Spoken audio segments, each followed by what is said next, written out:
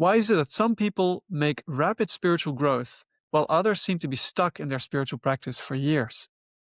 It may have to do something with the three ingredients of the spiritual life. In this episode, I'm going to talk about these three ingredients. Missing any one of them may slow down your spiritual growth indefinitely. But if you have all three of them aligned, then there's nothing that can block your fastest, meaningful, and fulfilling spiritual growth. This is Spirit Matters. It's a solo episode this week. My co-host Vajan is running in the Himalayas, and hopefully we'll see him next week. So today I'm going to talk about the three ingredients of the spiritual life. And I want to start with a metaphor or an analogy. Spirituality, we can see it as a mountain, and the top of the mountain represents the ultimate goal in spirituality, which we can call enlightenment, God realization, or self-realization. We may not achieve that goal in one lifetime. It may take us many lives to get there, but this goal is like a beautiful pot of gold shimmering on the horizon. But right now, if we are practicing spirituality, we are interested in climbing the mountain, starting that long climb to the top. And on a mountain, there are many different ways to approach the top. There are many different mountain paths that wind their way through the mountain. Some of them are very steep, perhaps a little shorter, but steeper and more taxing. Others are longer, slower, and let's say more easily wind around the mountain until they also reach the top. But what is true is that all spiritual paths lead to the top. Truth is one, paths are many, as the famous spiritual saint Sri Ramakrishna used to say. And so we know that all roads lead to Rome. Now, to reach the top efficiently, you actually need three things on the journey. The first one is the spiritual teacher. The spiritual teacher is the guide on your journey. He's the one that is climbing ahead of you on that mountain. I'm using the term he, but of course she also suffices. He or she is the mountain guide, the person who's climbing in front of you, showing you the safest and most easiest way to reach the mountaintop. If you're talking about a real mountain climb, then in some mountains it is obligatory to have a guide. And the role of a mountain guide is just that, to lead the group safely to the top of the mountain. And also, he or she is responsible for keeping the spirits up in the group. So if something untoward happens, bad weather or some unforeseen accident or whatever, some rock formation shifted, then the mountain guide is responsible for taking the group safely to the top and keeping the spirits up. Now, the same goes for the spiritual teacher. He's responsible for taking you to the top safely. But also if we're not aiming for that ultimate enlightenment, the role of the teacher is to help you make spiritual progress, to conquer your weaknesses and limitations, and to help you grow into more peace, joy, love, and light. If I look back at my high school days, the subjects that I was most interested in were always the subjects for which I had the best teachers, because they could make the subject come alive. They were able to really bring inspiration to the fore, and even the dullest subjects, if you have a really great teacher, can become interesting. And so the same goes for the spiritual journey. If you have a really good teacher, they can make the sometimes dry subject of spirituality come alive and make it really concrete and make it really tangible and real for you. So in that respect, it's also good to notice that the role of a teacher is actually finished when you reach the mountaintop. When you connect with your soul, with God, with the Supreme, then the role of the teacher is over. And a true spiritual teacher wants only that. He only wants your spiritual growth. But what is important is that if you are looking for a teacher, that you find somebody who resonates with you. This idea of resonance is extremely important in selecting a spiritual teacher. And there's actually a practical exercise that you can do that helps you with this. So you take a piece of paper and you write down all the names of the spiritual teachers, masters, yogis that you know of, that you've ever heard of. This includes Buddha, Jesus, Krishna. This can be Yogananda. This can be Sri Chinmoy, Sri Aurobindo, whatever teacher, Ramana Maharshi, that you've ever heard of, and write them down on a piece of paper, and then meditate for 1, 2, 3 minutes. And then one by one, start reciting the name of the teacher soulfully. So take your time, recite it a few times, let's say 7 times per name, and then see what you feel with the recitation. Sometimes you can feel a sense of joy or some energy when you recite the name of the teacher. Then give a grade to the feeling you get when you recite that name. If you don't feel anything, you can give a 1. If you are overcome with joy and you feel all this amazing energy, then you can give a 10. And so at the end, look at which name has given you the most feeling, the most joy, the most activation, and then that can be your teacher. It's a very simple exercise, but it works. Now, how to know when you're ready for a teacher? There's actually a well-known saying in spirituality: when the student is ready, the teacher appears. And when I look back on my own spiritual journey, that is exactly what happened. I was not looking for a spiritual teacher at all when I was starting my meditation, my spiritual practice. I learned a meditation exercise from a book and I started practicing on my own. I was pretty disciplined. I did it every day. But there came a time when I felt stuck in my practice and I felt I couldn't really go on anymore. I needed something else. My idea was I need a group of like minded people that I can learn meditation from, that it can inspire me. And then I heard about a lecture that was given somewhere where a spiritual teacher would be present. And then I went to this lecture, but somehow I couldn't find it. I couldn't find the location. This was before the era before Google Maps and all these things. So I just had to do with a real physical map. But I couldn't find my way to the venue. And so I was about to turn back when my eye fell on a little leaflet that was posted on the fence of a park that I was nearby. I went to this leaflet, and lo and behold, it was an announcement for a meditation class that started that same evening.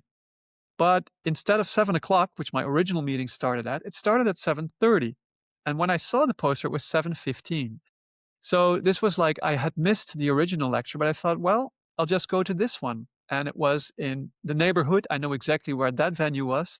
So I took my bike, this was in Amsterdam. I cycled to the lecture, and lo and behold, it was a lecture of the Sri Chinmoy Meditation Center, which I'm now a member of. And the teacher that was presented there was Sri Chinmoy, who became eventually my spiritual teacher. So without consciously looking for the teacher, I was ready for it, because when I came out of that lecture, I was just flooded with joy. I felt I've really found my path. And that feeling was very strong. It took me another 4 months or so to really decide to join the center, to do the preliminary classes and to get really familiarized with the philosophy. But I really felt that very first time that I'd found my path. So this has happened to many seekers, and they know that when they're ready, their teacher appears. And you don't even have to consciously be looking for it. So a spiritual teacher is a little bit different than an ordinary school teacher. A school teacher teaches a whole class of students the exact same subject.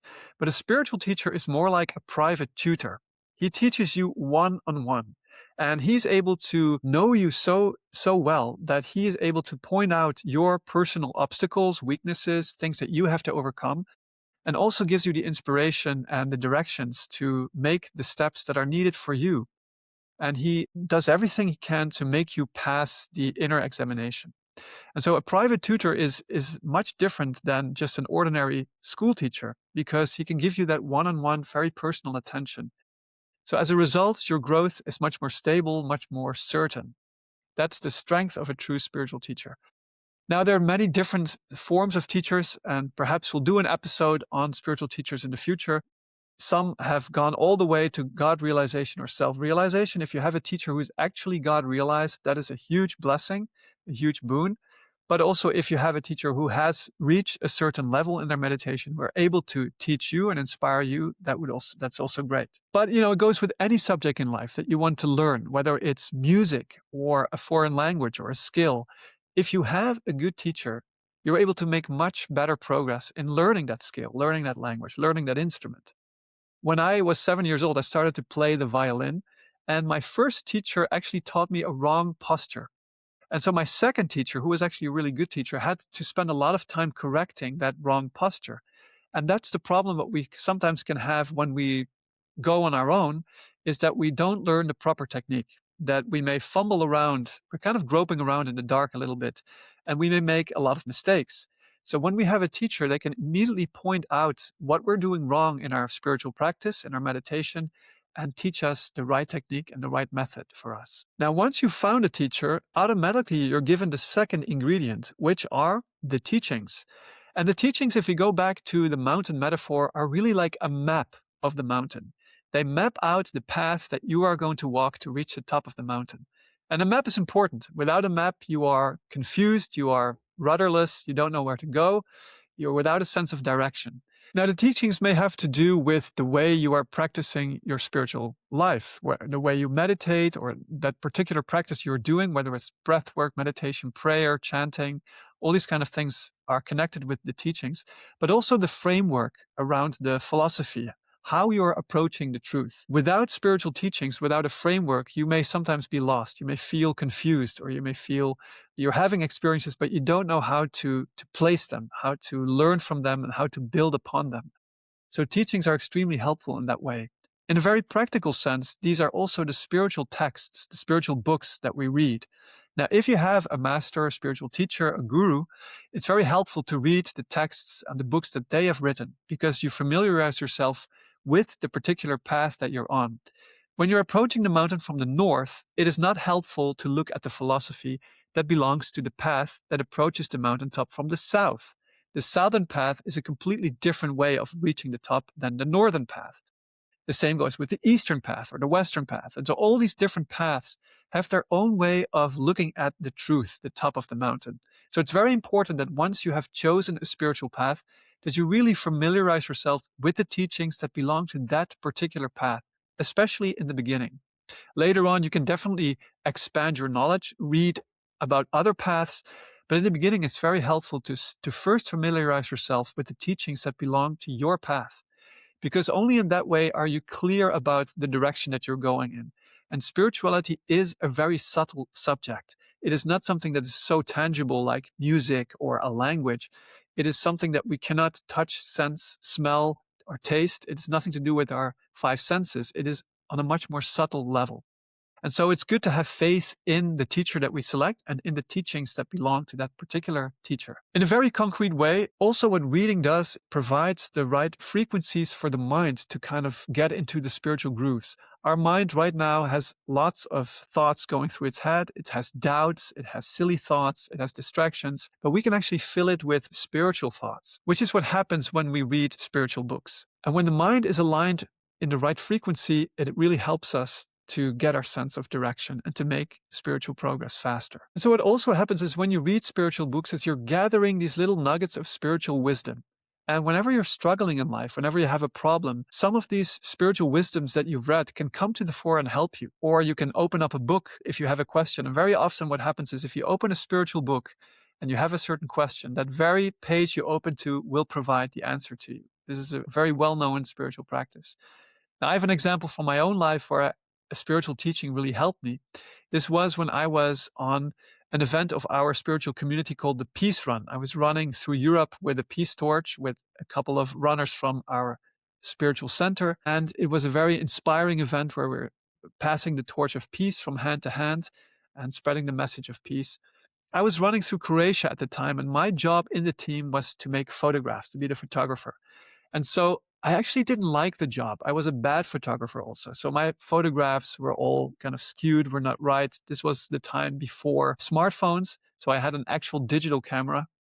And then one day, my camera was missing. I couldn't find it anywhere. So I looked through the whole van. I looked through the other van. I checked all my luggage. I asked the others in the team. Nobody had seen it. I don't know what happened, but the camera was gone. And so I was really upset by this, and I spent the best part of the morning sulking and feeling sorry for myself, until at one moment, one of the spiritual aphorisms of my teacher, Sri Chinmoy, just swam to the fore of my mind. And so I still remember this aphorism. It said, in the spiritual life, when you lose a material object, it is no harm. It can actually be a great advantage.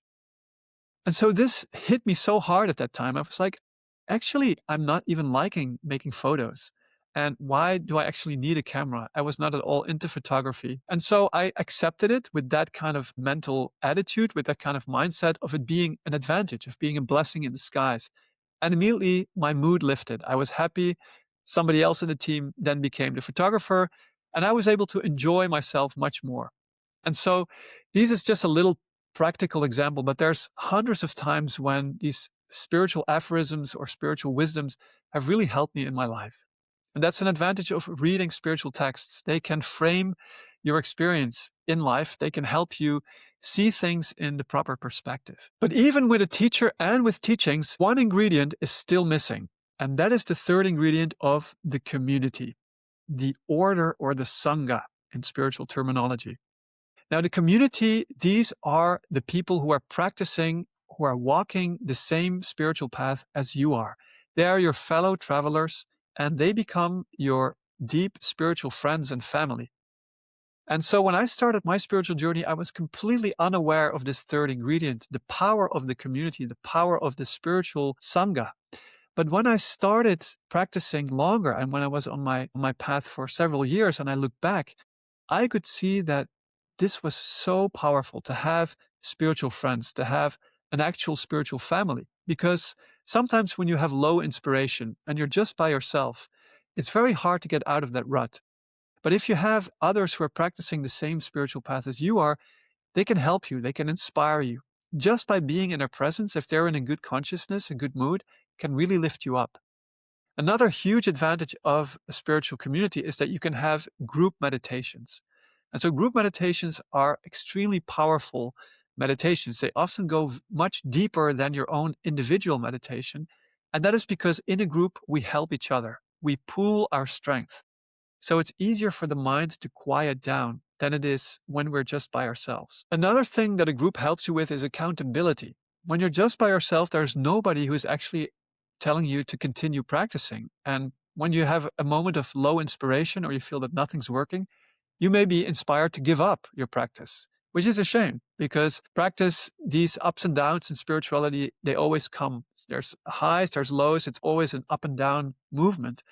But the only way to get through a dry period is just to practice through it, to keep on practicing, keep meditating, keep doing your spiritual practice. But if you have a group, then that gives you an accountability. It's like, okay, I have to go to my group meditations. I'm meeting with my spiritual family. I'm having retreats. And all the time, you're giving these little boosts that keep you aligned on the path. So it's a tremendous strength. There's a famous anecdote from the Buddha's life when his dearest disciple Ananda was talking to the Buddha about this third ingredient, this spiritual community, the Sangha. And he said to his own spiritual teacher, he said, Master, to me, the Sangha represents half of the spiritual life. To which the Buddha replied, No, Ananda, you're wrong. The Sangha is the entire spiritual life. And so in that moment, the Buddha kind of lifted that third ingredient up and made it the most valuable of all. And you'll also see that in the long run, your spiritual community become your deepest friends. You develop really deep and lasting friendships with them, which are truly meaningful because you're both practicing the essence of life. You know, the search for the soul, the search for the truth, that is a real adventure. And with your spiritual community, you do go on these spiritual adventures. So I have 3 times a year, I have a retreat. And it's not just silent meditation. We also do sports together. We play music. We give concerts. We go on outings. And it's a real joy and thrill to be with my spiritual family. And at the end of a retreat like that, I always feel such a boost of the energy that I got, the spiritual insights, the inspiration that flows. And it's like a lot of lamps are being lit on your path after you go on a retreat or you meet with your spiritual community. So to recap these 3 ingredients, the teacher, the teachings, and the community, or in other words, the guide, the map, and the fellow travelers. And if you have these 3, then you're really aligned and you have all the optimal conditions to walk your spiritual path in the most meaningful and fulfilling way. I've been on my own spiritual path now for 28 years. And for me, every day still is a beautiful adventure, is new opportunities for growth. And I feel that there is no confusion about my spiritual path. There is no sense of hopelessness or helplessness or that I don't know my way. And so I'm very blessed and I feel very lucky that I've had these 3 ingredients. If you are looking for a way to integrate your spiritual practice or to make your spirituality more meaningful, then I would invite you to try and look for these 3 ingredients. Start with a teacher or start with a spiritual community. Wherever you want to start with spiritual teachings, with reading books. You can start with any of these 3 ingredients. And ultimately, when your search is sincere, all 3 will come your way. And so as Jesus said, search and you will find, ask and it shall be given to you, knock and it shall be opened unto you. And this is very much the advice that I would want to leave you with. If you're looking to make your spiritual practice more grounded, more meaningful, then search, ask, and knock. and hopefully you'll find what you're looking for. Thank you so much for this solo episode, for being here with me today. Next week, we'll be back with Vajan with one of our normal conversational episodes. And if you like our content, then please subscribe, leave a comment, rate us in your favorite podcast app. We're so grateful to you, and hopefully we'll see you again next week.